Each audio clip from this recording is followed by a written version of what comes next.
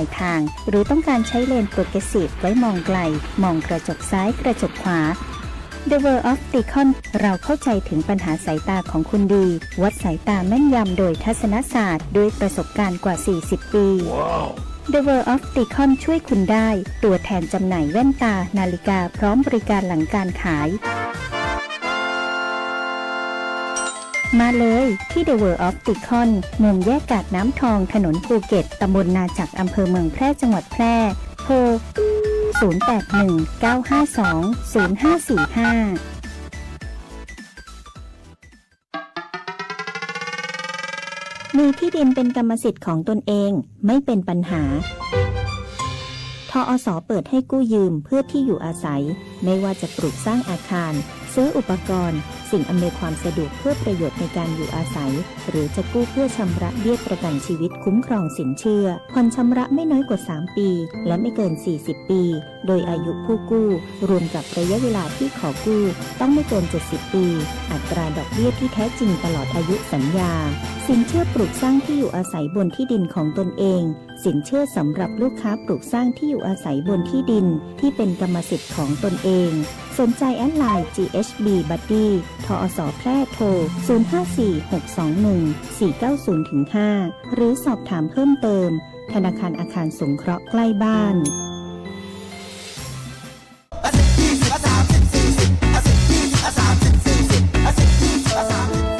ถ้าความเร็วบนท้องถนนในชุมชนเป็นตัวเลขเหล่านี้ก็คงดี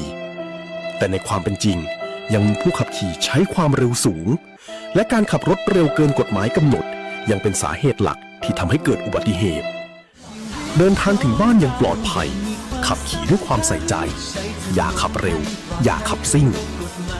ขับขี่ปลอดภัยลดความเร็วลดอุบัติเหตุด้วยความปรารถนาดีจากกองทุนเพื่อความปลอดภัยในการใช้รถใช้ถนนและสำนักงานขนส่งจังหวัดแพร่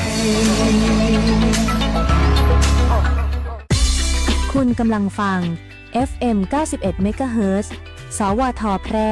ให้ความรู้คู่ความสุข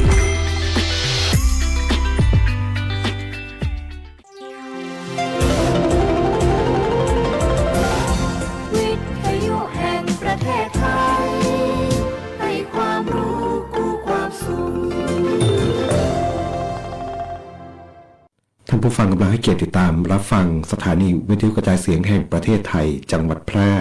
ทำการส่งกระจายเสียงด้วยระบบ FM Stereo Multiplex ความถี่ 91 เมกะเฮิรตซ์ จากนี้ไปรับฟังรายการรักสิ่งแวดล้อม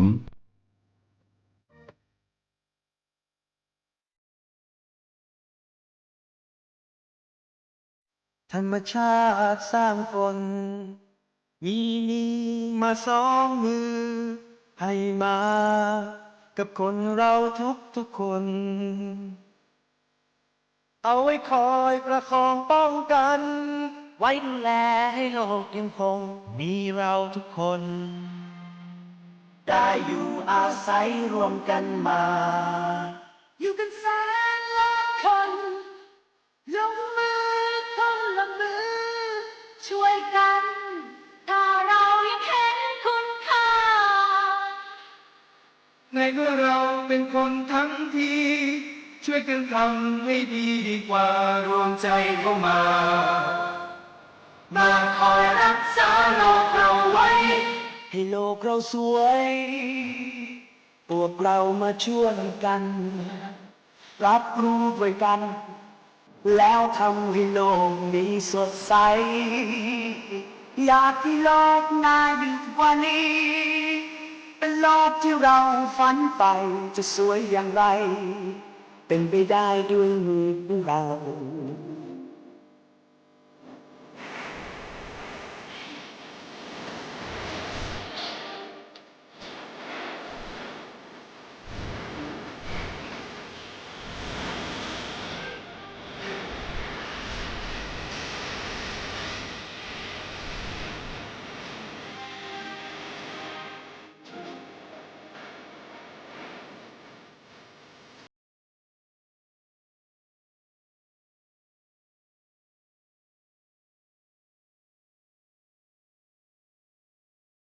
อีกไม่ช้าไม่นานเราเองคงต้องไป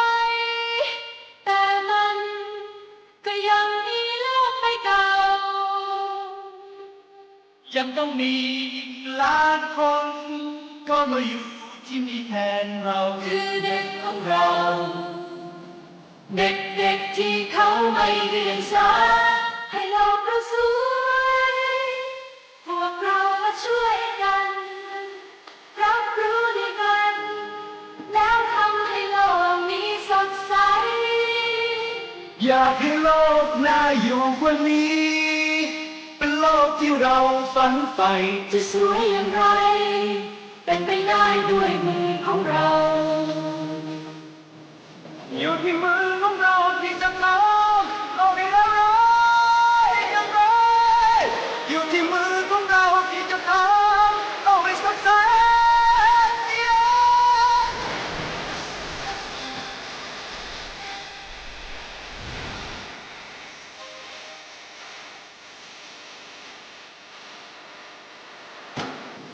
ให้โลกเราสวยพวกเรามาช่วยกันรับรู้ด้วยกันแล้วทำให้โลกนี้สดใสอยากให้โลกน่าอยู่กว่านี้เป็นโลกที่เราฝันใฝ่จะสวยอย่างไรเป็นไปได้ด้วยมือของเรา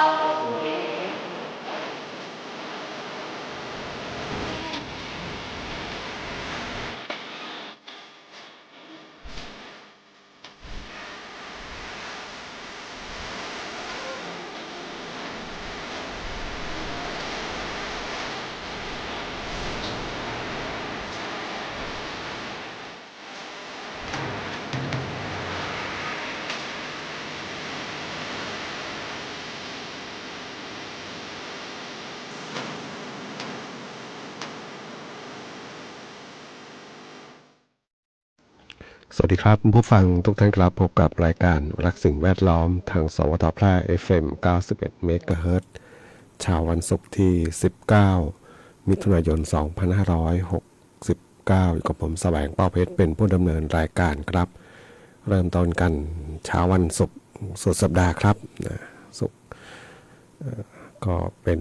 การทำงานนะช่วงที่หลายคนเนาะ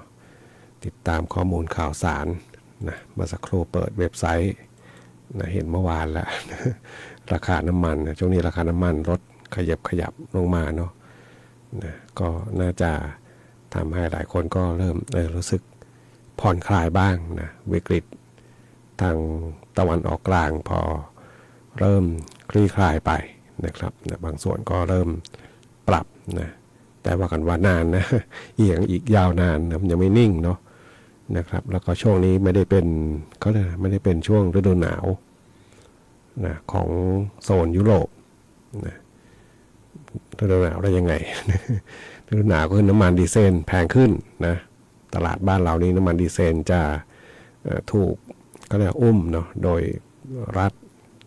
โดยกองทุนน้ำมันนะไม่ใช่รัฐกองทุนน้ำมันที่เขาอุดหนุนกันอยู่นะเก็บส่วนต่างจากน้ำมันเบนซินมาอุดหนุนทางดีเซลนะครับนะก็ตอนนี้ก็เริ่มมีกระแสเรื่องของอยากจะปล่อยให้เป็นไปตามกลไกตลาดโลก เพราะอะไรเพราะว่าทำให้คนก็นะพฤติกรรมการใช้รถยนต์นะก็เลยใช้ทางเครื่องยนต์ดีเซลเป็นหลักนะแต่พอยุโรปเขาหนาวเนี่ยน้ำมันดีเซลแพงแน่นอนนะครับนะก็เราดูเนาะนะครับแต่ว่าตอนนี้น้ำมันเริ่มราคาถูกลงมาบ้างนะครับนะก็คงจะทำให้หลายคนเรียกว่าหายใจให้คอกันเพิ่มขึ้นนิดหนึ่งเนาะจากเดิมที่เคยเติมกันเท่าไหร่หลักพันหลัก1,000-2,000นะวิ่งได้ไม่กี่กิโล นะก็ปรับเปลี่ยนไปนะหรือบางคนก็เปลี่ยนรูปแบบการใช้เชื้อเพลิงเลยเนาะคือเปลี่ยนรถเลยเป็นใช้พวกพลังงานไฟฟ้าไปเลยนะก็ได้ทั้งประหยัดแล้วก็ได้ทั้งอะไรเรื่องของการรักสิ่งแวดล้อมด้วยนะครับวันนี้พบกันเช่นเคยกับช่วงเวลาของรายการรักสิ่งแวดล้อมท่านผู้ฟังที่ติดตามรับฟังอยู่ครับนะบทเพลงเพื่อชีวิตอยากจะฟังเพลงไหนอย่างไรก็สามารถที่จะแนะนำได้ครับทางโทรศัพท์0545235516ครับนะแฟนเพจก็พิมพ์คอมเมนต์ไว้ได้กับช่วงเวลาของรายการรักสิ่งแวดล้อมครับ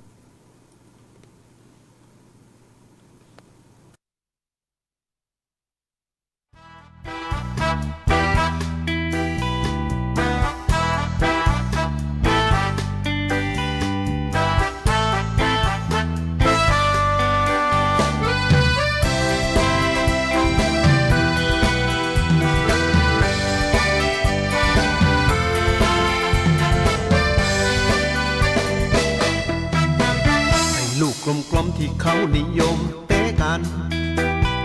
แบ่งเป็นทีม2 ทีมแข่งขันฟุตบอล ถ้าประสินฉันต้องได้ยินแน่นอน แต่พร้อมมาก่อนคนแร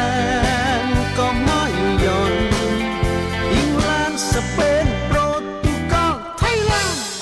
แต่บ้านโคกของเราก็แรงน่าดู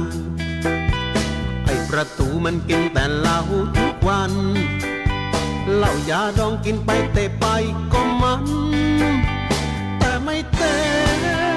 เดิมพัน เตะต้องสร้างสรรค์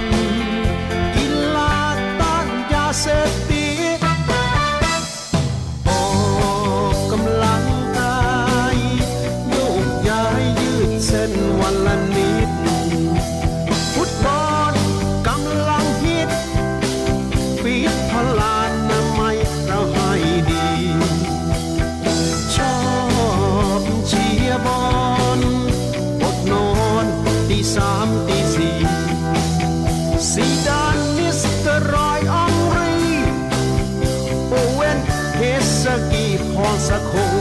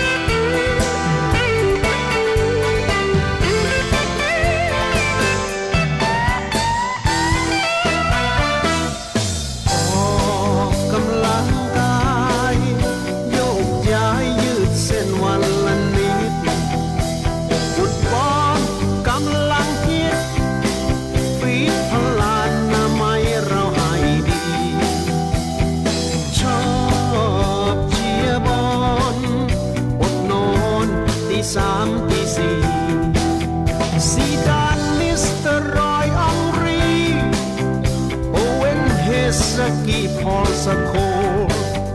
หลับตาลงนึกอยากจะเจอเบคแฮมอยากได้แต้มก็ต้องมาให้โดนแต่บ้านเราสนามที่ดินโลนโลนมาโยนมาเลยไอ้ลูกกลมกลมรับรองไม่ผ่านบางโคมาโหลดเบคแฮมกับเบคแฮมตัววะมามึงมาสู่ตายแล้วเพื่อนเนี่ยบอลบ้านโคกเฮา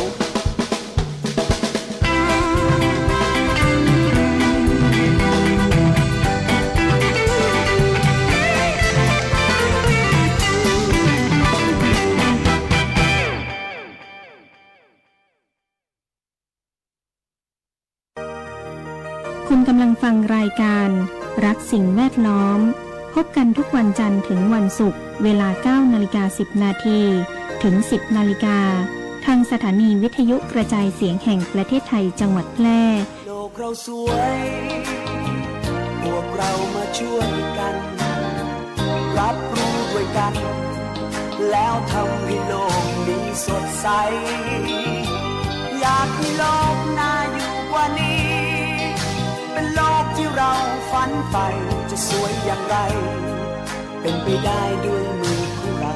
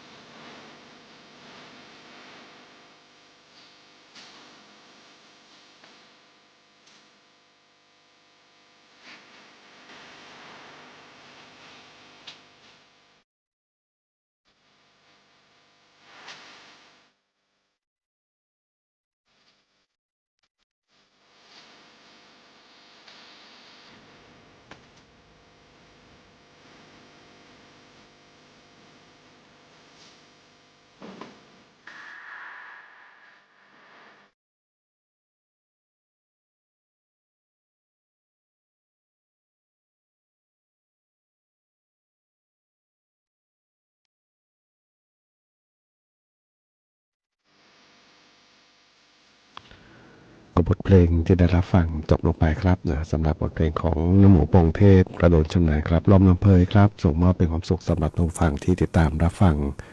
รายการรักสิ่งแวดล้อมทางสวทแพร่ FM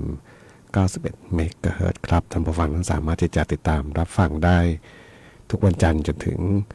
วันศุกร์ครับหลังจากรับฟังข่าว 9 นาฬิกาถึงเวลา 10 นาฬิกาครับนะวันนี้ดูพยากรณ์อากาศกันนิดนึงเนาะช่วง 2-3 วันที่ผ่านมานี่มาฝนเรียกว่ามาเกือบทุกวันเลยเนาะตกมากบ้างน้อยบ้างนะบางวันนี่เรียกว่ามาคือมากลุ่มก้อนของเมฆเนี่ยมากลุ่มเดียวแล้วก็ตกจริงๆจังๆนะดูเรดาร์อากาศดูต่างๆเลยเนี่ยคือตกลักษณะกระจุกตัวอยู่เนาะไม่ใช่เฉพาะบ้านเราเนาะนะครับเป็นหลายๆพื้นที่นะเมื่อวานเห็นนะเพื่อนผู้จัดรายการนี่แหละนะทางภาคกลางนะเขาไปออกกำลังกายแล้วก็ถ่ายภาพมามันเห็นความชัดเจนเลยก็ถ่ายภาพนะว่านี่ก็ว่าเขาบอกนี่คือลักษณะของเรนบอมคือเป็นก้อนเมฆแผ่มาแล้วก็มีฝนตกอยู่ตรงกลางๆนะตกเข้มเลยเป็นสีเทาเลยนะครับภาพมันชัดเจนเลยนะเวลาดู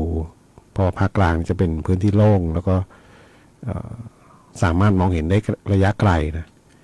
นะครับแบบนี้แหละนะที่เขาบอกมันน่ากลัวเนาะฝนที่ตกแบบนี้แล้วก็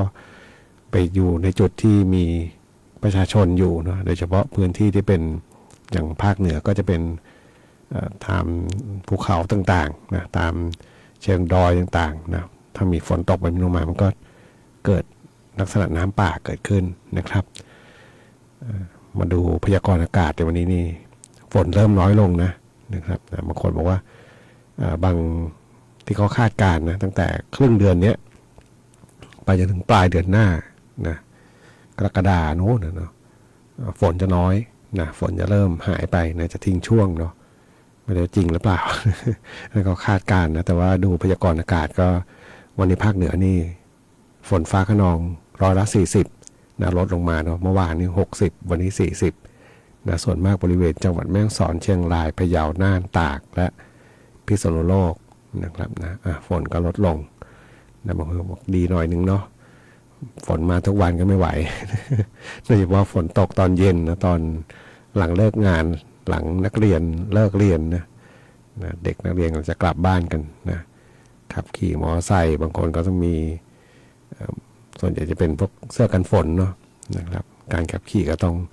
ระมัดระวังด้วยนะช่วงฝนตกนะครับไปรับฟังเพลงกันต่อครับกับช่วงเวลาของรายการรักสิ่งแวดล้อมทางสวทแพร่ FM 91 เมกะเฮิรตซ์ครับ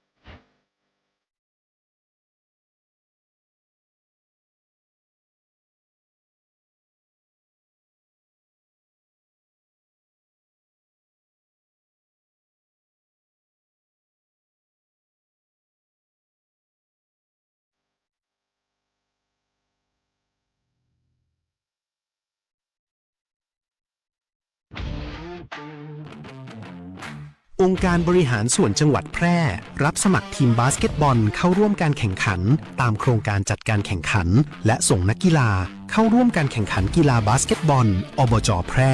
ประเภทการแข่งขันบาสเกตบอลทั่วไปรุ่นอายุไม่เกิน17ปีชายต้องเกิดก่อนปีพ.ศ. 2552 ขึ้นไปรุ่นประชาชนชายไม่จำกัดอายุบาสเกตบอล3คนรุ่นอายุไม่เกิน15ปีชายต้องเกิดก่อนปีพ.ศ. 2554 ขึ้นไปรุ่นอายุไม่เกิน17ปีชายต้องเกิดก่อนปีพ.ศ. 2552 ขึ้นไปรุ่นประชาชนชายรุ่นประชาชนหญิงแข่งขันตั้งแต่วันที่ 1 ถึง 10 กรกฎาคม 2569 ณ โรงยิม 1,000 ที่นั่ง องค์การบริหารส่วนจังหวัดแพร่ สมัครได้ตั้งแต่บัดนี้ไปจนถึงวันที่ 24 มิถุนายน 2569 ณ กองการศึกษา ศาสนา และวัฒนธรรม องค์การบริหารส่วนจังหวัดแพร่ ในวันและเวลาราชการเท่านั้น สอบถามเพิ่มเติม ฝ่ายส่งเสริมการศึกษา โทร 054-532-485ต่อ 602 หรือติดต่อพี่โต โทร 080-677-2856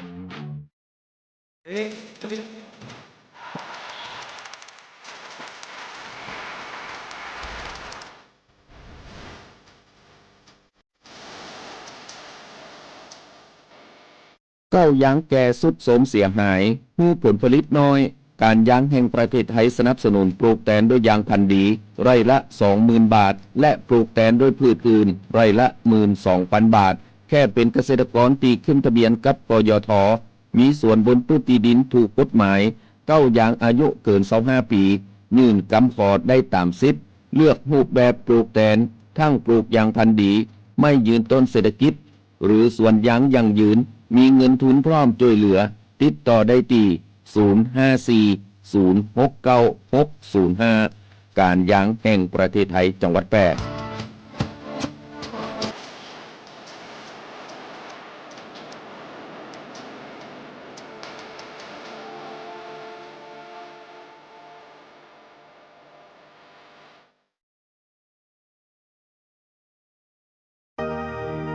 คุณกำลังฟังรายการรักสิ่งแวดล้อมพบกันทุกวันจันทร์ถึงวันศุกร์เวลา 9:10 นาทีถึง 10 นาฬิกาทางสถานีวิทยุกระจายเสียงแห่งประเทศไทยจังหวัดแพร่ โลกเราสวยพวกเรามาช่วยกัน รับรู้ด้วยกัน แล้วทำให้โลกนี้สดใส อยากให้โลกน่าอยู่กว่านี้ เป็นโลกที่เราฝันใฝ่จะสวยอย่างไร เป็นไปได้ด้วยมือของเรา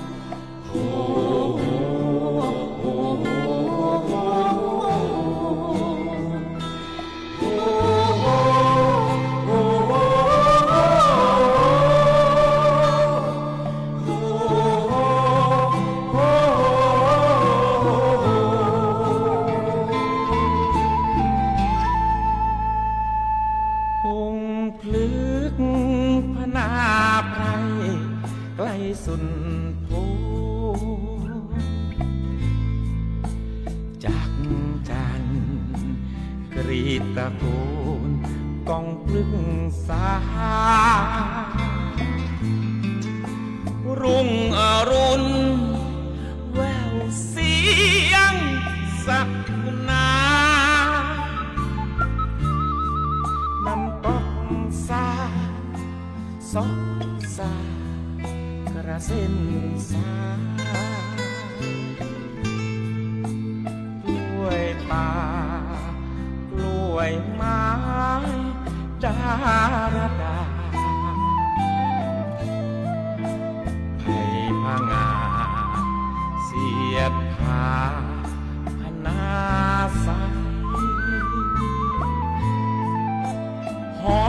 ฟืนรวยระรื่นชื่นหัวใจถึงอยู่ไกลก็เสพสุขได้ทุกคราโอ้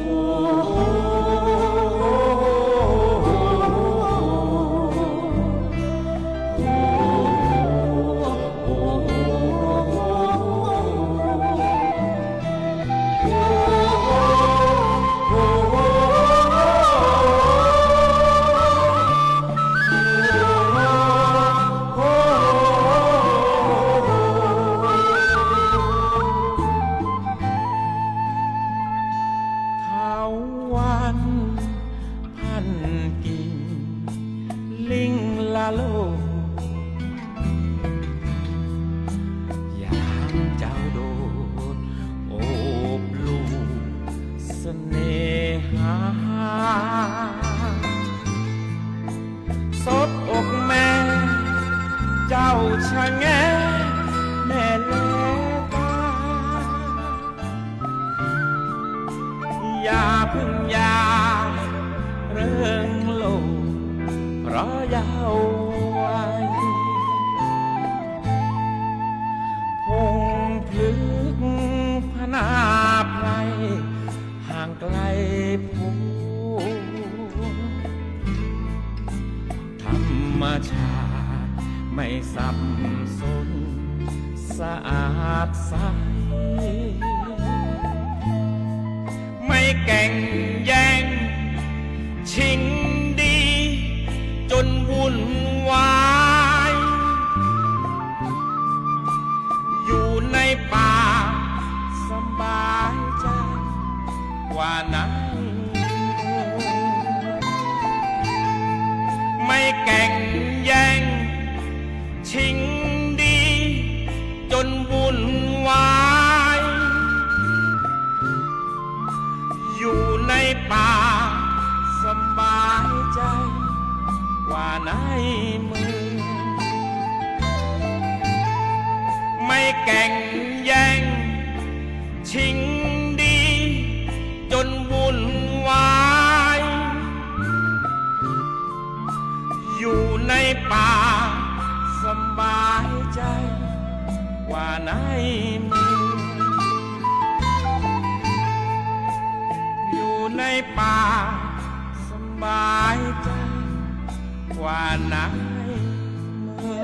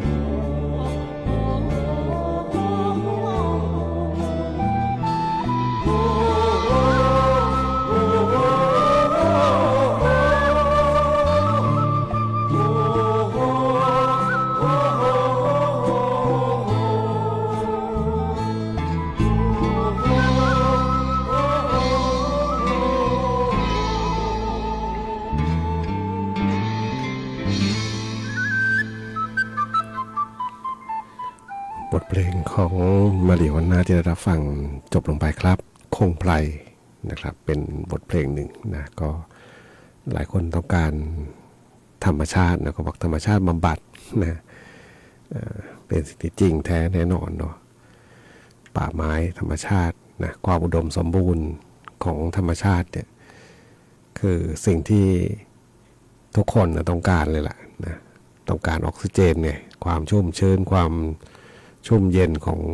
องป่านะแค่อยู่ใกล้ๆก็มีขนาดนะมีความสดชื่นแล้วล่ะนะแต่อีกด้านหนึ่งก็นะด้วยการลุกพื้นที่ด้วยการต้องการก็บอกต้องการที่ทำกินนะบางที่ก็จริงแหละนะต้องการจริงบางที่ก็อาจจะไม่ใช่ซ้ำไปเนาะ นะครับตอนนี้กระแสข่าวนะถ้าเป็นทางสิ่งแวดล้อมนี่ก็นะเรื่องของการก็ได้นำเอาที่เป็นเขตพื้นที่ที่เขาบอกป่าเสื่อมโทรมเนาะพยายามนำออกมาว่ากันว่ามาแบ่งปันให้กับผู้คนทำกินนะจะได้กี่เปอร์เซ็นต์ไม่รู้เนาะหมายถึงว่าคนจนจริงๆที่ได้ทำกินในนั้นนะครับแต่บางส่วนก็บอกว่าไอ้รอบๆไอ้ที่รอบๆนะไม่แน่ใจว่าจนจริงหรือเปล่านะเพราะเป็นรีสอร์ททั้งนั้นเนาะผมเคยไปที่อุทยานแห่งชาติเขาใหญ่เนาะลงมาด้านล่างเนี่ยรอบๆนะพอพ้นชายขอบภูเขาอะนะก็จะมีพวกรีสอร์ทเต็มไปหมดนะรีสอร์ทล้วนๆเลยหลายรอบไปหมดเนาะนี่แหละนะบางทีมันก็อะไรสะท้อนปัญหาบางอย่างนะว่าที่จริงแล้วเนี่ยเรานะที่ได้มาทำลายป่าเข้าไปแล้วก็ได้มาเพื่อที่จะให้ได้ใช้ประโยชน์นะประโยชน์กับใครอะไรยังไงเนาะก็นะแต่ที่แน่ๆก็คือพื้นที่ป่าที่มันสูญเสียไปแต่ละที่เนี่ยมันก็ไม่น้อยนะครับตอนนี้ที่เป็นกระแสข่าวก็คือทางทับลานเนาะก็ต้องรอดู แต่ก็คงไม่เกินคาดนะเพราะว่าเกือบมันก็เรียกว่าเกือบทุกที่แหละเนาะพอใช้ประโยชน์แล้วก็มันก็เหลือแต่เป็นพืชไร่พืชเชิงเดี่ยวนะสุดท้ายก็นะล่อยหลอไปเรื่อยๆเนาะป่าไม้สัตว์ป่าทั้งหลายก็หายไปนะครับเป็นก็นะความไม่ปกติที่ทำให้มันเป็นปกติเนาะวันหนึ่งก็ไม่เหลืออะไรนะครับภูเขาไม่มีต้นไม้นะดินสไลด์ดินโคลนถล่มก็มาเรื่อยๆนะเพียงแต่ว่าระยะเวลานั้นอาจจะไม่ใช่แค่ระยะเวลาที่เรามีชีวิตอยู่นะครับอาจจะอีก100 ปีข้างหน้านะครับบางคนบอกเอา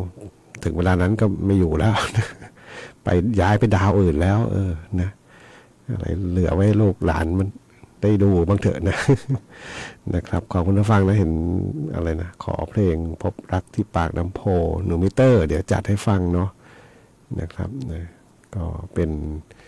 ผู้ฟังที่ติดตามอยู่เนาะบนแฟนเพจนี่ใช้เพื่อการสื่อสาร เพื่อการสื่อสารจริงๆนะเพราะว่าเพลงหลายเพลงก็ถูกปิดกั้นนะบนแฟนเพจนะครับไปฟังเพลงกันต่อครับกับช่วงเวลาของรายการรักสิ่งแวดล้อมครับ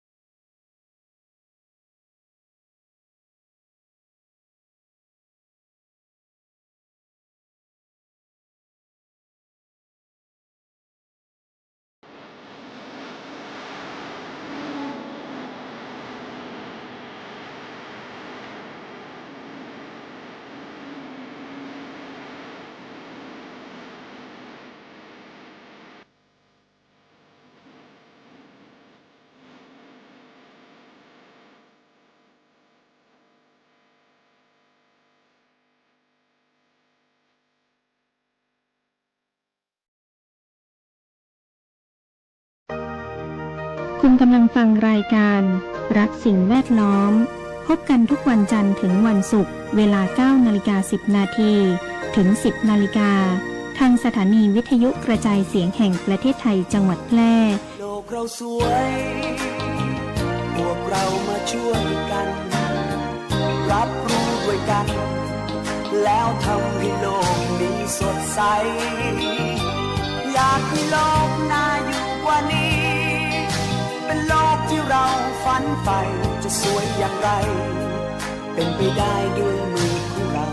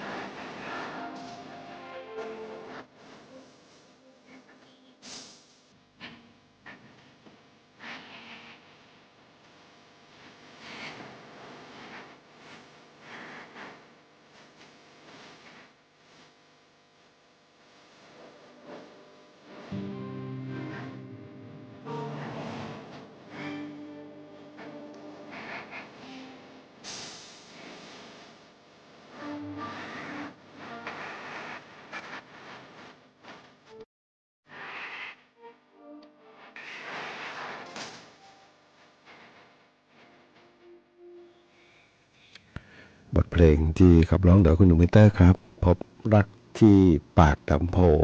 นะเป็นบทเพลงหนึ่งที่ท่านผู้ฟังถามถึงเข้ามาครับนะชาวเรือเนาะในอดีตนี่เรือค้าขายนะเรือลำใหญ่มากนะเรือค้าข้าวเนี่ยเดี๋ยวนี้ก็ยังเห็นพอเห็นเป็นภาพเนาะแล้วก็เห็นบ้างนะเขาจะทำเป็นอะไรร้านค้าร้านขายกันเนาะ ส่วนใหญ่อยู่ทางโน้นนะทางภาคกลางทางจังหวัดอยุธยาเนาะไม่ค่อยเห็นละนะเดี๋ยวนี้เป็นเรือเหล็กมาแล้วมั้ง นะขนทรายคนแล้วกันก็ว่ากันไปเนาะวันนี้รายการนักสิ่งแวดล้อมทางสวทแพร่ FM 91 เมกะเฮิรตซ์มาถึงช่วงท้ายรายการครับนำรายการท่านผู้ฟังก่อนพบกันใหม่ในสัปดาห์หน้าวันนี้ขอความสุขความโชคดีมีแต่คุณผู้ฟังทุกท่านสวัสดีครับ